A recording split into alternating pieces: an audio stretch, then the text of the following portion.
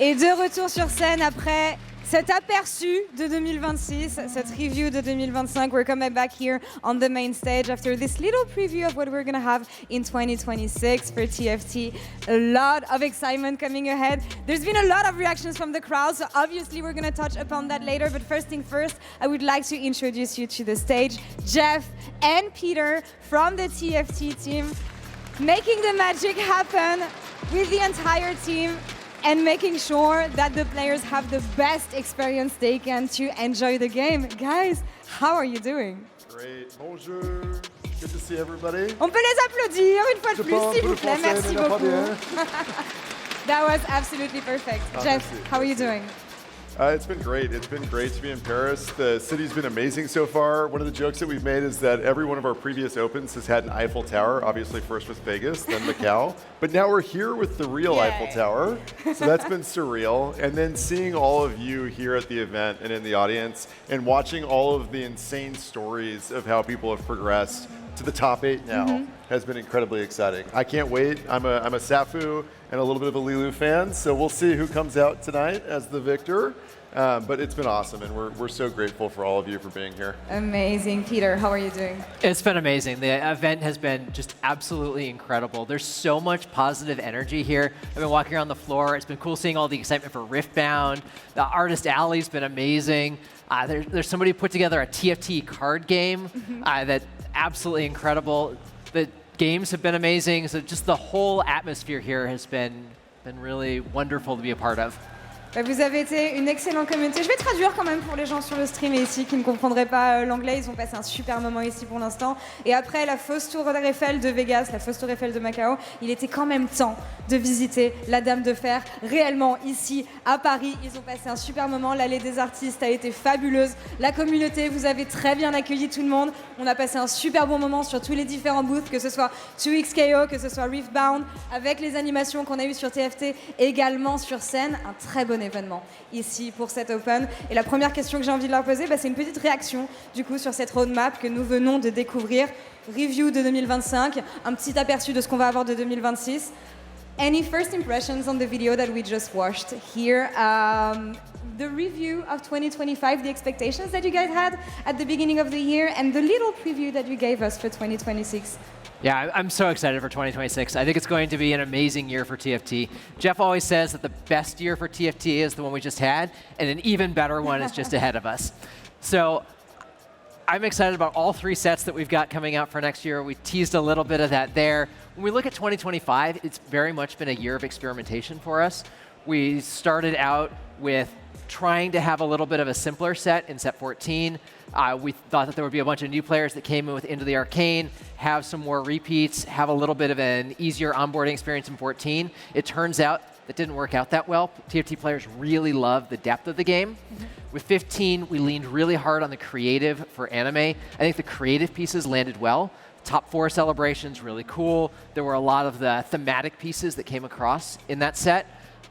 Some of the other pieces, power-ups, landed less well. I think there's some good lessons for us to take there, especially around flex play. And then with set 16, we've leaned harder into flex play than we ever have before. We've got the biggest set that TFT's ever made. I think that's landed really well. I think when you look at TFT, one of the things that I love about it is how we get to learn with each set. And I think one of the superpowers of TFT is our experimentation. And so, like Peter said, with each of these sets, we get to take big swings. We get to try new novel mechanics, change out our champions, change out all the different traits. So that's been, I think, really fun for us this year. And then when I look ahead to 2026, also I can't believe that it's almost 2026, that's crazy. When I look ahead to 2026, I think we're incredibly excited about the lineup that we have. Set 17 has some absolutely insane mechanics that we're experimenting with right now. Set 18 is coming together really good. And set 19, we've got a little bit of a secret there. And so I think that'll be really fun for all of our players to get their hands on. So as Peter said, next year is going to be an absolute banger. Beaucoup de choses au menu pour l'an prochain, évidemment. Il teasait un petit peu 2026 avec le set 17 qui va introduire de nouvelles mécaniques.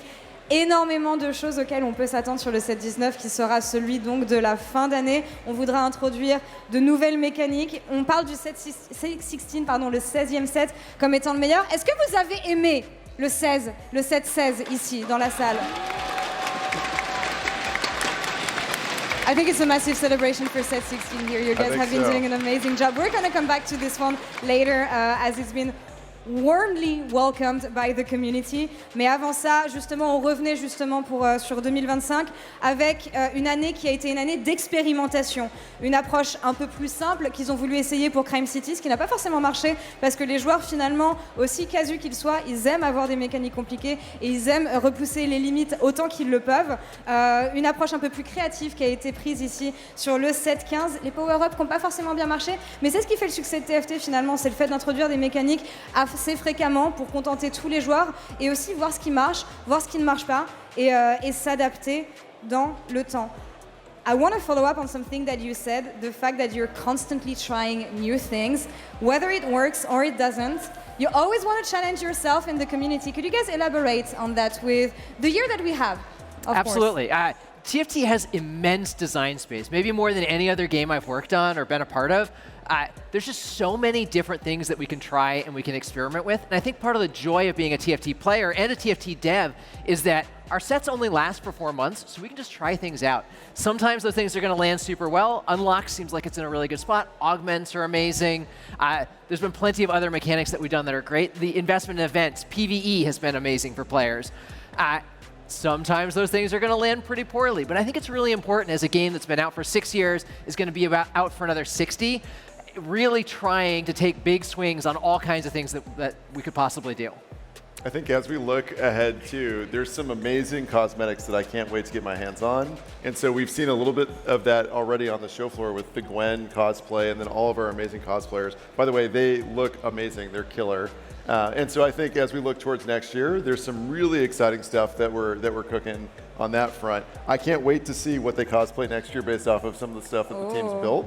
So I think that'll be really neat. And then we have a really great slate of events that we're working on.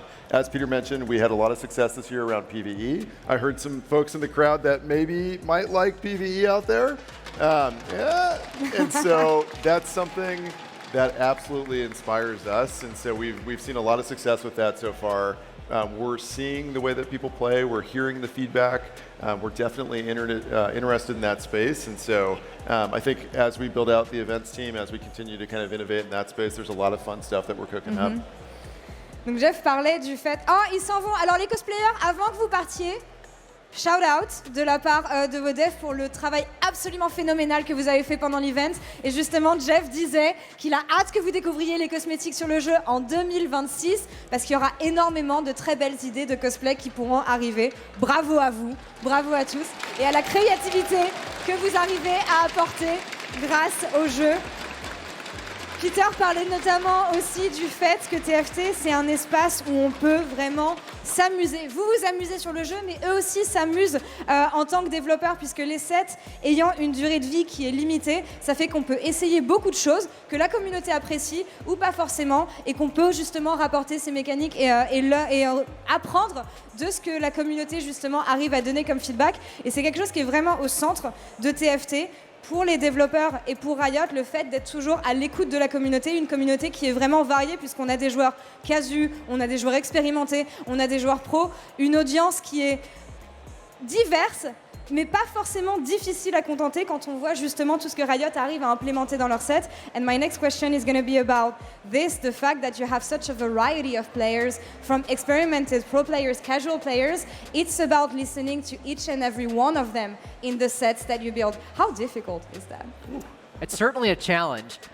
We have so many different players from so many different demographics, so many different regions in the world, and so many different just play styles. They're coming to TFT for different things, and we want to make sure that we have, whether that's a mode for each of them or parts of the set that they're able to enjoy. Whether you're just looking to re-roll a bunch of Yordles, if you just want to play hero augments, there's all kinds of stuff to explore in any given TFT set. And then on top of that, we've been investing even more heavily in events. If you're somebody who wants to play less competitively, you've got set revivals, you've got Chonk's Treasure, Pengu's Party.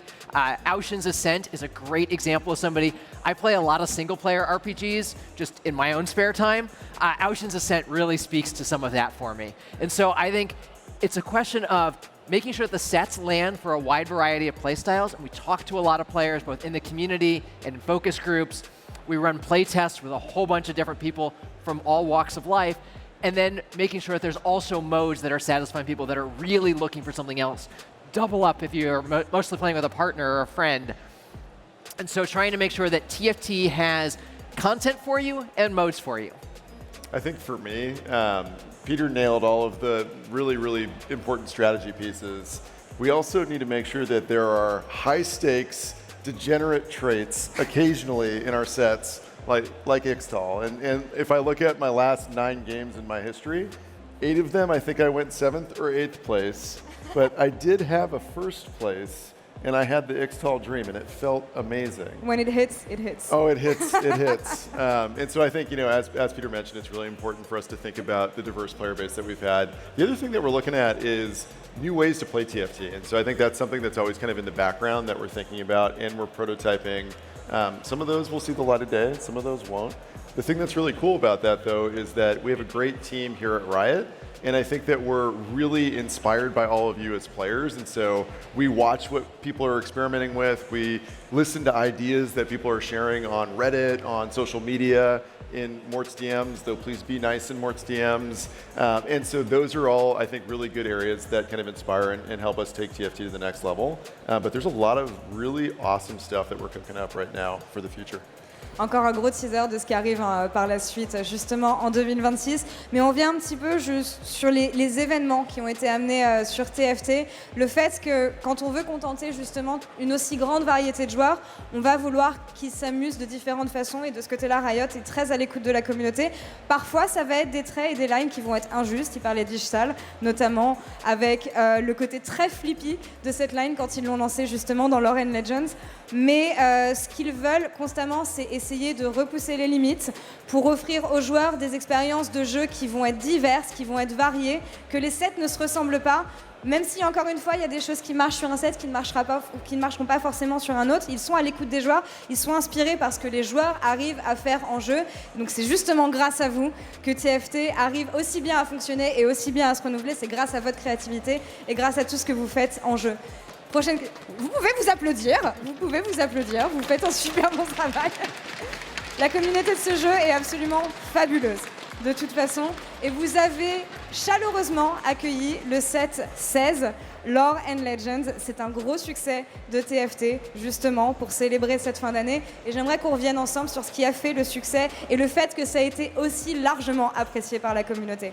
You're talking about the fact that you always want to content a majority of the community, which is not something easy to do, but with set 16, as you said, as the community said, you hit the mark so much and surpassed expectations, and fans absolutely adore playing on this set. There's been minor adjustments. It was actually almost perfect from the get-go. Did you expect such a success from this one, and how did you receive such a warm welcome from the community?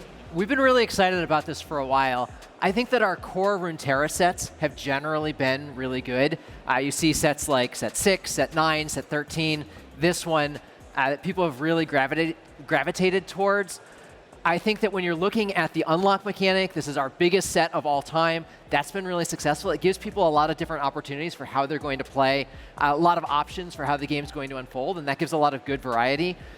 This is the set that we've had the most time in development, in a kind of a stabilization phase. It's been really important to us as we looked at some of the stability challenges or balance challenges that set 15 had to really get a set into a good spot and have enough time for our finalization team, for our balance team to go in and clean up the set and make sure that it was going to ship in as good a state as possible. And I think we're seeing a lot of the success there with set 16, that the traits are fun, there's a bunch of great champions, the augments are really good, but also just the balance is in a great spot. Now, I'm not saying we're not going to make some tweaks. There are certainly always going to be things to improve. I've read Reddit too, but I think that for where it's at right now, I'm really happy with where set 16 is, and it's been wonderful hearing that from the community.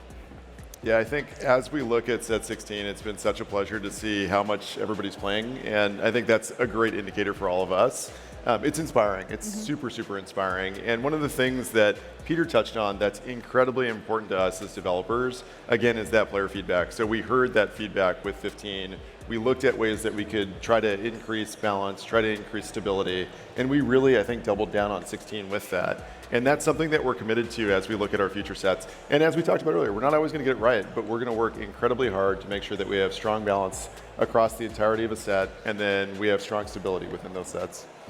Un des challenges justement sur ce set, c'était dans sa préparation. Déjà, il savait qu'en revenant vers Runeterra, forcément, il aurait beaucoup de succès du côté des fans, puisque c'est un univers et des régions que généralement les fans adorent approfondir et adorent expérimenter. Il y avait beaucoup de stabilité dès les débuts du set, puisque c'est un set qui a pris assez longtemps en développement et sur lequel ils se sont vraiment longtemps penchés pour que quand il arrive, il soit balanced le plus possible.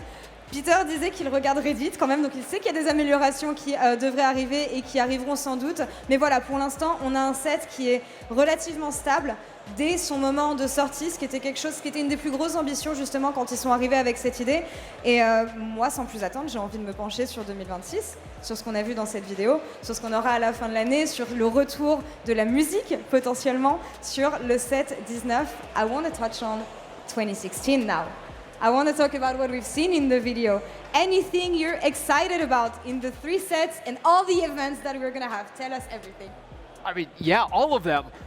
One of the things I'm most excited about, man, the experiment for the mechanic in set 17 is insane. It's really cool. It's been really fun to play with, but it's certainly experimental. I love the theme for set 17 as well. It is epic in a way that we've rarely touched on before. Set 18 revisits an old mechanic in a magical way that I'm pretty excited about as well. And then with 19, I loved set 10. I thought that the music system in set 10 was something special. And being able to revisit music, especially with some of the tech investments that we've talked about, I'm pretty excited for some of the possibilities that we can explore there. Yeah, I think just to plus one everything that Peter said, next year is got a banger set lineup. And I think with 17, we've got some really, really cool stuff that we're cooking up. I am a big fan of the 18 thematic. I love forests. If you could just immerse me in a forest constantly, I think I would live there. And so that's going to be, I think, something super special in terms of the theme and the way that the team's kind of cooking on the mechanic for that set as well. And then 19, I'm excited to see as we start to get deeper into development on that. I think we've got some really interesting ideas, and we've got a really talented team that's working on all of these different sets. And I know that they're super excited to get them into your hands next year. So, yeah. Des inspirations qui reviennent du set 10, hein, forcément pour le set 19, un retour à la musique. On tease des choses qui vont être très intéressantes pour ce qui sera le point culminant de l'année de TFT à la fin de l'année. Jeff disait que lui, il avait très hâte personnellement d'être au set 18 avec cette thématique de la forêt, cette thématique un petit peu plus mystérieuse, justement. Une question que moi je veux en savoir un peu plus parce que je vous ai vu réagir aux expériences PvE justement pendant qu'on regardait la vidéo, donc je vais essayer de les teaser un petit peu et d'avoir des infos sur ce qu'on pourrait voir de plus. The crowd, when we mentioned PvP mechanics, they went wild. They're mostly excited about this. Anything you can tease us about this for next year? Oh, I wish. I love PvE. Okay. I wish there was a little bit more that we could say. We've heard the love for Aoshin's Ascent. We've seen the love for Talker's Trials, even though that's really just an onboarding thing for the new set. People have really fallen in love with that as just like a way to play TFT at your own pace and in a less competitive environment. There's places there that we want to invest more, but we've heard so much of that love from the community that we want to make sure that our next swing there is bigger. And so it's going to be a little bit of time before we're able to get that out. I think that is unlikely to land in 2026. Ok, pas forcément en 2026 dans la forme finale de ce qu'ils voudront faire de ce côté-là. J'ai essayé de pousser pour avoir des teasers, ils m'ont pas donné grand-chose malheureusement, mais en tout cas quelque chose qu'ils vont réussir à nous donner, c'est leur point de vue sur cette célébration de fin d'année, ce Paris Open qui a été absolument fabuleux, grâce à vous à la maison, grâce à vous dans la salle, grâce à tout le monde et toutes les personnes qui ont fait de cet événement un gigantesque succès. On n'a pas l'habitude de célébrer TFT à Paris et on est très content d'avoir pu accueillir cet événement. One of the final questions that I have for you is regarding this amazing event, convention. Call it however we want, this celebration of TFT here in Paris. I gotta say the community has been craving an event to celebrate TFT in Paris. How has it been for you? What did you think about everything we've seen so far from the players and from the community as well? It's just been absolutely amazing. I love Paris as a city. I've spent time here before, and it's phenomenal. Coming to this, really, I think the convention flavor, the convention feeling for this event has just been unbelievable. The community, the people I've been able to talk to here. If you see me, please just come say hi. I'd love to chat about TFT. There are a few things I like talking about more than TFT. So all of the people have been so welcoming, so friendly, and just so positive. The games have been incredible. We've seen some really amazing upsets, and we've seen some just incredible play from our players. I'm really looking forward to the finals. The energy in the room for Carousel of Chaos was incredible, and I'm hoping for the finals we can bring even more of that. I'd say for me, let me practice my French a little bit. C'est incroyable. Oui. It's been absolutely amazing. We've got such an energized crowd here, and I think, thank you to everybody that's come to the event. As Peter mentioned, Carousel of Chaos, you could literally hear it like probably in another city in France. It was so loud in here. When we get to the finals, we need to hear that +10. And I can't wait for this entire arena to explode. So I think that's going to be amazing. And then the other thing that I'll call out is kind of two fronts. I can't wait for all of the stuff that we've got cooking next year with the Vegas Open. There's a lot of really exciting development that we have around that and how we're evolving this format. And so the team on esports at Riot, I just want to thank all of you. You've worked incredibly hard on this event over the last few years. We can't do it without you. We can't do it without all of you as our players as well.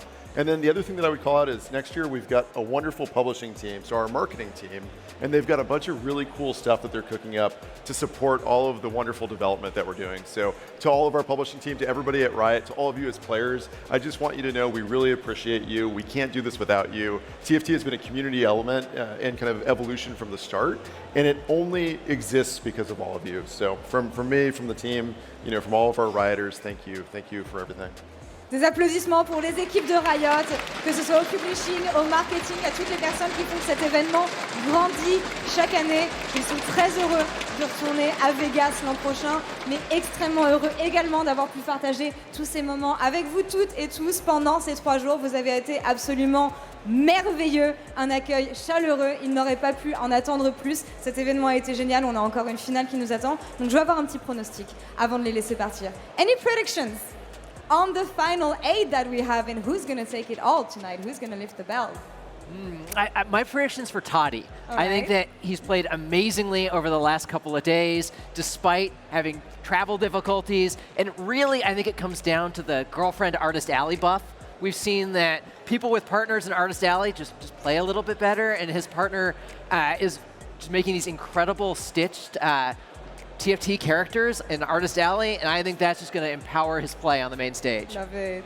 I think I have to go with Xiaolilu and then Sappho, and I think we have an underdog moment here, and we also have the last representative of Europe, and so I think we've got to see where Sappho can go with this. The competition is fierce. Top 8 is going to be a banger. Messieurs, merci beaucoup.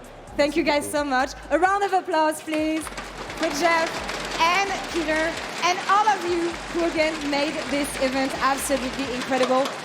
Super excited for 2026. Thank you all so much for taking the time and talking to me today. And that's all for us here on this side of the stage. Back to you at the desk.